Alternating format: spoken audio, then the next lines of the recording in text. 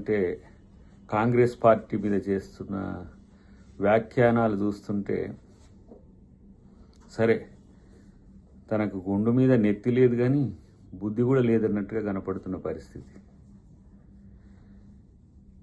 ఇలా ప్రధానమంత్రిని అంటే రేవంత్ రెడ్డి గారిని విమర్శించడానికి ప్రధానమంత్రిని తప్పుపడుతున్నావు, మీ ముఖ్యమంత్రి బెంగాల్ ముఖ్యమంత్రి అధికారిని తప్పుపడుతున్నావు. అంటే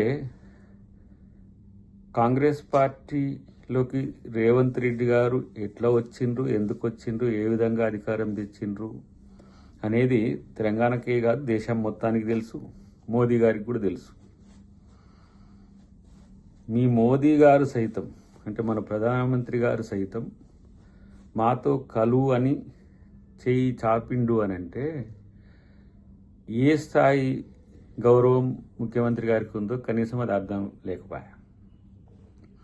మరి ఇట్లనే ఒరిజినల్ బీజేపీ వాళ్ళకి మీరు అంతటా అధికారం ఇచ్చిండ్రా? ఈ సువేందు అధికారి అనేట ఆయన ఏ పార్టీలో ఉండి ఇప్పుడు వచ్చి మీ దగ్గర ముఖ్యమంత్రి అయిండు? అస్సాం ఆ బిశ్వా అంటే ఆయన ఇట్లా ఏ పార్టీ? కాంగ్రెస్ పార్టీ నుంచి వచ్చిన ఆయన కాదా? ఇట్లా తెలివి లేక దద్దమ్మ మాటలు మాట్లాడుకుంటూ ఇదే తెలివి అని చెప్పుకోవడం అనేది సిగ్గుచోటి అనిపించట్లేదా? పోనీ నీ పుట్టుక ఎక్కడ? కాంగ్రెస్ పార్టీనే కదా. ఇలా నేను ఒరిజినల్ బీజేపీ నాయకులు అని చెప్పి గింజుకుంటే ఎవరికి తెలియంది డిఎస్ గారి రాజకీయ ప్రస్థానం ఎక్కడ ఉంది? ఆయన లేకపోతే మీ బతికి ఎక్కడుంది? కాబట్టి ఇక్కడ అమ్మపాలు దాగి రొమ్ము గుద్దినట్టు మీరు ఇక్కడ సర్వీస్ చేయాలి. డిఎస్ గారికి రాజకీయ ప్రాధాన్యత కల్పించింది, బీసీలకు ఆ స్థాయి గౌరవం ఇచ్చింది కాంగ్రెస్ పార్టీ. అలాంటిది ఇక్కడ నువ్వు సర్వీస్ చేయాల్సింది పోయి నీ కెరీర్ కోసమని స్వార్థం కొరకు అక్కడ కూడా కిరాయికి పోయినట్టే కదా బీజేపీకి. నువ్వేమన్నా బీజేపీ ఫక్తు లీడరు నువ్వేమన్నా? నువ్వు కూడా నీ రాజకీయ అవకాశం కొరకు దేబేరించడానికి బీజేపీ నిన్నేదో బీజేపీ నాయకుడు అని చెప్పి బీజేపీ వాళ్ళు అనుకుంటారు అనుకోకు, లేకపోతే తెలుగు ప్రజలు కూడా నేను అనుకోరు. ఎందుకంటే డిఎస్ కొడుకు అనే ముద్రనే డిఎస్ గారికి మీరు కొడుకు కాకపోతే మీ రాజకీయ భవిష్యత్తు ఎక్కడిది, రాజకీయ భవితం ఏంటిది అసలు? కాబట్టి కొంచెం ఆలోచించి మాట్లాడాల్సిన సందర్భం ఉంటుంది. నువ్వేదో నికార్సైన బీజేపీ లీడర్ అన్నట్టు అని చెప్తున్న పరిస్థితి. ముఖ్యమంత్రి గారిని మాలాంటి వాళ్ళం ఆహ్వానించడం, పార్టీ హక్కున చేర్చుకున్నది, పిసిసి ప్రెసిడెంట్ చేసింది, తర్వాత ముఖ్యమంత్రిని కూడా చేయగలిగిందంటే ఆ స్థాయి సామర్థ్యం తనకు ఉండడం వల్లనే. మాకు లేని తలనొప్పి మీకెందుకురా బాబు? నాకు అర్థం కావట్లేదు. ఎవరు డేక్తలేడని చెప్పి ఇష్టం వచ్చినట్టుగా మాట్లాడితే మాకేదో గుర్తింపు వస్తుందని మిమ్మల్ని ఏం పట్టించుకోరు. చివరికి మళ్ళా వాళ్ళు బీజేపీ పూర్వ లీడర్లను లేకపోతే ఆర్ఎస్ఎస్ నుంచి వచ్చిన వాళ్ళనే అక్కడ ముఖ్యమంత్రులు ప్రధానమైన నాయకత్వంలో చేస్తారు. ఇది చరిత్ర చెప్పిన వాస్తవం. ఎందుకు ఎగిరిపడడం? కాబట్టి కొంచెం మాట్లాడేటప్పుడు చూసి మాట్లాడడం నేర్చుకో బ్రదర్ అని చెప్పి హితవు.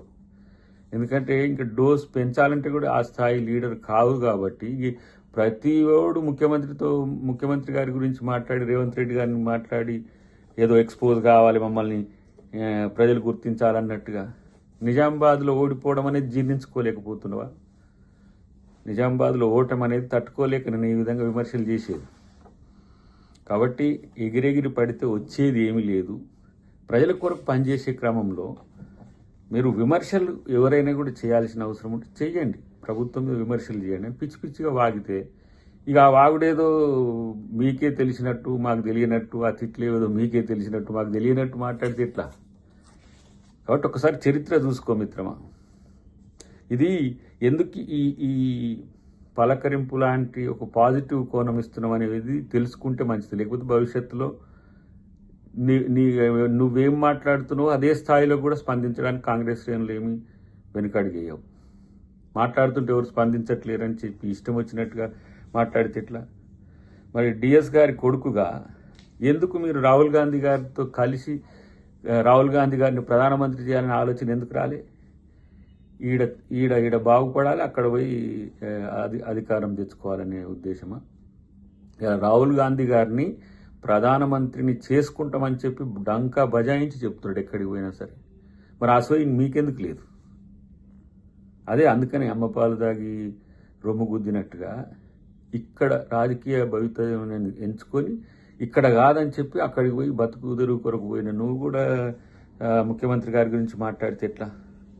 ఇక నీ తిట్ల పురాణం అయితే అసలు నువ్వు ఎంపీవా లేకపోతే ఏమో గుడుంబ సత్యవా అన్నట్టున్నది ఇది.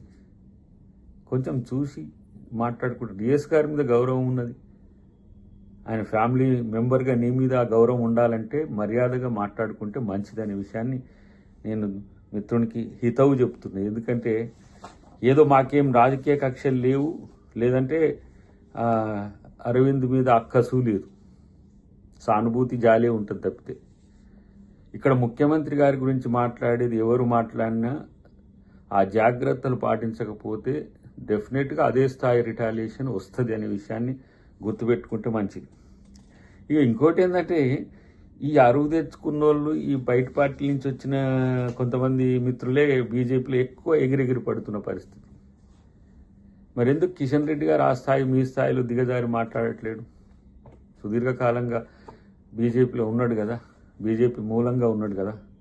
కాబట్టి కొంచెం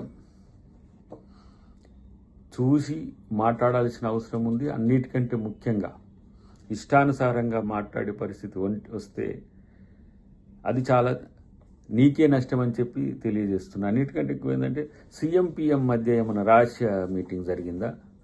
ఓపెన్గా దేశమంతా చూస్తుండగానే జరిగింది కదా. నాతో కలువు ఇంకా బాగుంటుంది అని చెప్తే బీజేపీలో కలవమని చెప్పి ప్రధానమంత్రి ఆఫర్ ఇచ్చినట్ట. అంటే మాతో కలుస్తాడా పోని మోదీ గారు? రేవంత్ రెడ్డి గారితో కలుస్తాడా?